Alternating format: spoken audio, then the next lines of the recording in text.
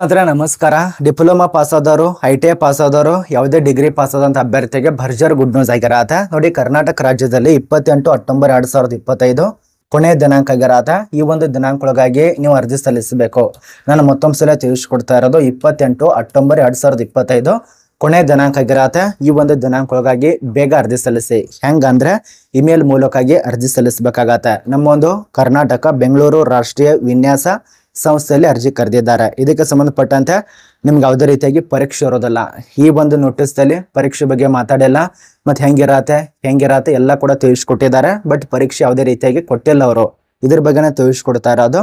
ಎಷ್ಟು ಹುದ್ದೆಗಳು, ಯಾವೊಂದು ನೇಮಕಾತಿ, ಯಾವೊಂದು ಸಂಸ್ಥೆ, ಎಷ್ಟು ಹುದ್ದೆಗಳು ಎಲ್ಲ ಮಾಹಿತಿ ಇರತ್ತೆ. ಕೊನೆತನಕ ನೋಡಿ. ಮತ್ತೆ ಈ ಒಂದು ಚಾನಲ್ ಅನ್ನು ಯಾರು ಸಬ್ಸ್ಕ್ರೈಬ್ ಮಾಡಿಲ್ಲ, ಯಾರು ಹೊಸದಾಗಿ ನೋಡೋದಿರಲ್ಲ ಅವರು ಮಾತ್ರ ಸಬ್ಸ್ಕ್ರೈಬ್ ಮಾಡ್ಕೊಳ್ಳಿ. ಬನ್ನಿ, ಸಂಸ್ಥೆ ಹೆಸರು ಹೆಂಗೆ ಏನು ಅಂತ ಒಂದೊಂದೇ ತಿಳಿಸ್ಕೊಡ್ತಾನೆ. ನೋಡಿ, ಇಲ್ಲಿ ಕಲಿರುವಂತ ಸಂಸ್ಥೆ ಹೆಸರು NID ಬೆಂಗಳೂರು ಕಾಂಫರ್ಸ್ದಲ್ಲಿ ಅರ್ಜಿ ಕರೆದಿದ್ದಾರೆ. ಈ ಒಂದು national institute of design Bengaluru ಇಲ್ಲಿ ಅಪ್ಲಿಕೇಶನ್ ಹಾಕ್ಬೇಕಾಗತ್ತೆ. ಇದು ಸಂಸ್ಥೆ ಹೆಸರಾಗಿರತ್ತೆ. ಅಂದ್ರೆ ನಮ್ಮ ಒಂದು ಕರ್ನಾಟಕ ಬೆಂಗಳೂರು ರಾಷ್ಟ್ರೀಯ ವಿನ್ಯಾಸ ಸಂಸ್ಥೆಯಲ್ಲಿ ನೇಮಕಾತಿ ಮಾಡ್ಕೋತಿದ್ದಾರೆ. ಇಲ್ಲಿ ಇಷ್ಟೇ ಪೋಸ್ಟ್ ಅಷ್ಟೇ ಪೋಸ್ಟ್ ಅಂತ ಯಾವುದೇ ರೀತಿ ಮೆನ್ಷನ್ ಮಾಡಿಲ್ಲ. ಬಟ್ ನಿಮಗೆ ಉದಾಹರಣೆಗೆ ಹೇಳ್ಬೇಕಂದ್ರೆ 5, 10, 12 ಈ ರೀತಿಯಾಗಿ ಕರೆದಿರ್ತಾರೆ. ಇದು ಪಿರಿಯಡ್ ನೋಡಿ 11 ಮಂತ್ ಆಗಿರತ್ತೆ. 11 ಮಂತ್ ಪಿರಿಯಡ್ ಇರತ್ತೆ. ಮತ್ತೆ ಇಲ್ಲಿ ಕಲಿರುವಂತ ಪೋಸ್ಟ್, ಯಾವೊಂದು ಪೋಸ್ಟಿಗೆ ಅಪ್ಲಿಕೇಶನ್ ಹಾಕಬೇಕು. ಸೀನಿಯರ್ ಅಸಿಸ್ಟೆಂಟ್ ಹುದ್ದೆಗೆ ಅಪ್ಲಿಕೇಶನ್ ಹಾಕಿ, ಟೆಕ್ನಿಕಲ್ ಅಸಿಸ್ಟೆಂಟ್ ಹುದ್ದೆಗೆ ಅಪ್ಲಿಕೇಶನ್ ಹಾಕಿ, ವಿದ್ಯುತ್ ಅಧಿಕಾರಿ ಅಂತ ಕರೀತಾರೆ, ಎಲೆಕ್ಟ್ರಿಕಲ್.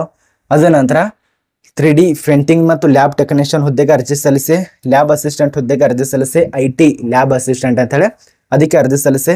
ಮತ್ತು ಇದು ಇಮೇಲ್ ಮೂಲಕ ಇರೋದ್ರಿಂದ ಇಲ್ಲಿ ಇಮೇಲ್ ID ಕೊಟ್ಟಿದ್ದಾರೆ ನೋಡಿ. ಈ ಒಂದು ಇಮೇಲ್ ID ನೋಟ್ ಮಾಡ್ಕೊಳ್ಳಿ. ಇದೇ ಒಂದು ಇಮೇಲ್ ಐಡಿಗೆ ನೀವು ಡೈರೆಕ್ಟ್ ಆಗಿ ಇಮೇಲ್ ಮಾಡಬೇಕಾಗತ್ತೆ. ಈ ಒಂದು ಇಮೇಲ್ ID ಕಾಣಿಸ್ತಾ ಇರ್ಬೋದು ನಿಮಗೆ. ಈ ಒಂದು ಇಮೇಲ್ ID ಗೊತ್ತಾಗಲಿಲ್ಲಪ್ಪ ಅಂದ್ರೆ ನೋಟಿಸ್ ನಮ್ಮ ಒಂದು ಟೆಲಿಗ್ರಾಮ್ ಗ್ರೂಪ್ನಲ್ಲಿ ಇರತ್ತೆ, ಅಲ್ಲಿ ಹೋಗಿ ಡೌನ್ಲೋಡ್ ಮಾಡ್ಕೊಂಡು ಹೆಚ್ಚಿನ ಮಾಹಿತಿನ ಪಡೆದುಕೊಳ್ಳಿ. ಇದಕ್ಕೆ ಸಂಬಂಧಪಟ್ಟಂತೆ ಟೋಟಲ್ ಆಗಿ 7 ಫೋಟೋದಷ್ಟು ನೋಟಿಸ್ ರಿಲೀಸ್ ಆಗಿದೆ. ಮತ್ತೆ ಇಲ್ಲಿ ಪೋಸ್ಟ್ ಬಗ್ಗೆ ಯಾವ್ದು ಯೋನಿ ಅಂತ ಹೇಳಿ ಎಲ್ಲ ತಿಳಿಸ್ಕೊಟ್ಟಿದ್ದಾರೆ. ನೋಡಿ, ಇಲ್ಲಿ ಸ್ಯಾಲ್ರಿಗಳು, ಇದಕ್ಕೆ ಸಂಬಂಧಪಟ್ಟಂತೆ ಸ್ಯಾಲ್ರಿ ನಿಮಗೆ ಎಕ್ಸ್ಪೀರಿಯನ್ಸ್ ಮೇಲೆ ಕೊಡ್ತಾರೆ. ಎಷ್ಟು ವಯೋಮಿತಿ ಇದೆ ಅದಕ್ಕೆ ತಕ್ಕಂತೆ ನಿಮಗೆ ಸ್ಯಾಲ್ರಿ ಸಿಗತ್ತೆ. ಉದಾಹರಣೆಗೆ ಈಗ ಎಕ್ಸ್ಪೀರಿಯನ್ಸ್ ಇದ್ದವರಿಗೆ 40,000 ಅಥವಾ 45,000 ಈ ರೀತಿಯ ನಿಮಗೆ ಸ್ಯಾಲ್ರಿ ಕೂಡ ಸಿಗತ್ತೆ. ಒಬ್ಬೊಬ್ಬರು ಜಾಸ್ತಿ ಎಕ್ಸ್ಪೀರಿಯನ್ಸ್ ಇತ್ತಂದ್ರೆ 50,000 ತನಕ ನಿಮಗೆ ಸ್ಯಾಲ್ರಿ ಕೂಡ ಸಿಗತ್ತೆ. ಏಜ್ ಲಿಮಿಟು ನಿಮಗೆ ಕನಿಷ್ಠ ಇಲ್ಲಿ ಯಾವುದೇ ರೀತಿಯಾಗಿ ವಯೋಮಿತಿ ಕೊಟ್ಟಿಲ್ಲ. ಗರಿಷ್ಠ ಇದ್ದದ್ದು 40 ವರ್ಷ ಕೊಟ್ಟಿದ್ದಾರೆ ನೋಡಿ. ಗರಿಷ್ಠ ಇದ್ದದ್ದು 40 ವರ್ಷ ತನಕ ನಿಮಗೆ ಕೊಟ್ಟಿರುವಂತದ್ದು. ಇನ್ನು ಎಕ್ಸ್ಪೀರಿಯನ್ಸ್ ಕೂಡ ನಮಗೆ ಕೇಳಿರುವಂತದ್ದು 1 ವರ್ಷನ 2 ವರ್ಷನ 3 ವರ್ಷ ಈ ರೀತಿಯಾಗಿ. ಅದ ನಂತರ ಇಲ್ಲಿ ಎಜುಕೇಶನ್ ಎಷ್ಟಾಗಿರ್ಬೇಕು, ಏನೇ ಪೋಸ್ಟ್ ಗ್ರಾಜುಯೇಟ್ ಕಂಪ್ಲೀಟ್ ಮಾಡಿದವರು ಅಪ್ಲಿಕೇಶನ್ ಹಾಕಿ. ಈ ಒಂದು ಪೋಸ್ಟಿಗೆ, ಯಾವ ಒಂದು ಪೋಸ್ಟಿಗೆ ನಾನು ಹೇಳ್ತಾ ಇರೋದೀಗ ಸೀನಿಯರ್ ಅಸಿಸ್ಟೆಂಟ್ ಹುದ್ದೆಗೆ ಇದೆಲ್ಲ ವಿವರಣೆ ಆಗಿರತ್ತೆ. ಅದ ನಂತರ ನಿಮಗೆ ಸ್ವಲ್ಪ ಕಂಪ್ಯೂಟರ್ ನಾಲೆಜ್ ಕೂಡ ಇರಬೇಕಾಗತ್ತೆ. ಇಂಗ್ಲಿಷ್ ಓದೋದಕ್ಕೆ ಬರೆಯೋದಕ್ಕೆ ಬರಬೇಕಾಗತ್ತೆ, ಅಂದ್ರೆ ಮಾತಾಡೋಕೆ ಕೂಡ ಬರಬೇಕು. ಇನ್ನು ಎಕ್ಸ್ಪೀರಿಯನ್ಸ್ 2 ರಿಂದ 5 ವರ್ಷ ತನಕ ಬೇಕು. ಇದು ಮೊದಲನೇ ಪೋಸ್ಟಿಗೆ ಮಾಹಿತಿ. ಇನ್ನು ಎರಡನೇ ಪೋಸ್ಟಿಗೆ ಟೆಕ್ನಿಕಲ್ ಪೋಸ್ಟಿಗೆ ಅಸಿಸ್ಟೆಂಟ್ ಹುದ್ದೆಗಳು. ಈ ಒಂದು ಅಸಿಸ್ಟೆಂಟು ಎಲೆಕ್ಟ್ರಿಕಲ್ ಹುದ್ದೆಗಳಿಗೆ ಸ್ಯಾಲ್ರಿ ಅನುಭವದ ಮೇಲೆ ಸಿಗತ್ತೆ. ಒಂದು ಪೋಸ್ಟ್ ಇರತ್ತೆ. ಏಜ್ ಲಿಮಿಟ್ 35 ವರ್ಷ ಗರಿಷ್ಠ. ಇನ್ನು ಎಜುಕೇಶನ್ ನಿಮಗೆ diploma in electrical engineering pass ಆಗಿರಬೇಕು. 2 ವರ್ಷದ ಡ್ಯೂರೇಷನ್ ಜೊತೆಗೆ ಕಂಪ್ಲೀಟ್ ಆಗಿರಬೇಕು. ಅದ ನಂತರ ಇಲ್ಲಿ ಎಕ್ಸ್ಪೀರಿಯನ್ಸ್ 3 ರಿಂದ 5 ವರ್ಷ. ನಾಲೆಜ್ ಬೇಕಾಗಿರೋದು ಅದು ಕೂಡ ತಿಳಿಸ್ಕೊಟ್ಟಿದ್ದಾರೆ. ಜಾಬ್ ಡಿಸ್ಕ್ರಿಪ್ಷನ್ ಕೊಟ್ಟಿದ್ದಾರೆ, ಅದನ್ನ ಚೆಕ್ ಮಾಡ್ಕೊಳ್ಳಿ.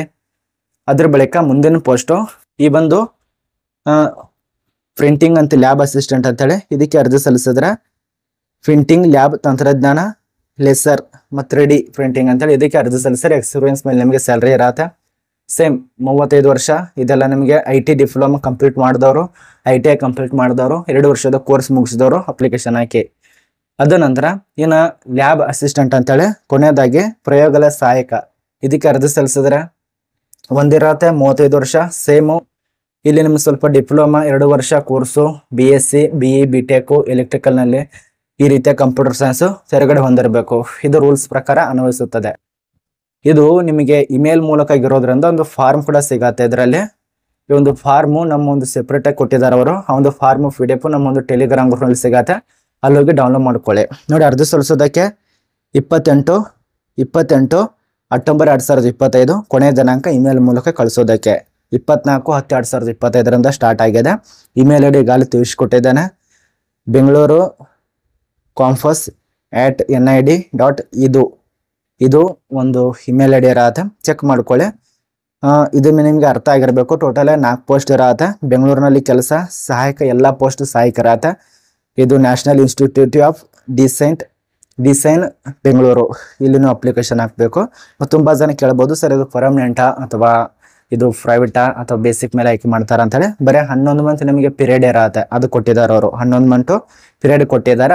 ಅದಾದ್ಮೇಲೆ ನಿಮಗೆ ಕಾಯಂ ಹುದ್ದೆ ಕೂಡ ಸೇರ್ಪಡೆ ಮಾಡ್ಬೋದು ಅಥವಾ ಕೆಲಸದಿಂದ ತೆಗೆಯುವಂಥ ಸಾಧ್ಯತೆ ಇರತ್ತೆ. ಅವ್ರು ಕೊಟ್ಟಿದ್ದಾರೆ, ಅವ್ರ ಪ್ರಕಾರ ನಾನು ನಿಮಗೆ ತಿಳಿಸ್ಕೊಟ್ಟಿದ್ದೇನೆ. SSLC ದವ್ರಿಗೆ ಅವಕಾಶ ಇಲ್ಲ, ಸೆಕೆಂಡ್ ಪಿ ಯು ಸಿ ಅವಕಾಶ ಇಲ್ಲ. ಅದನ್ನ ಬಿಟ್ಟು ಉಳಿದವರು ಅಪ್ಲಿಕೇಶನ್ ಹಾಕಿ.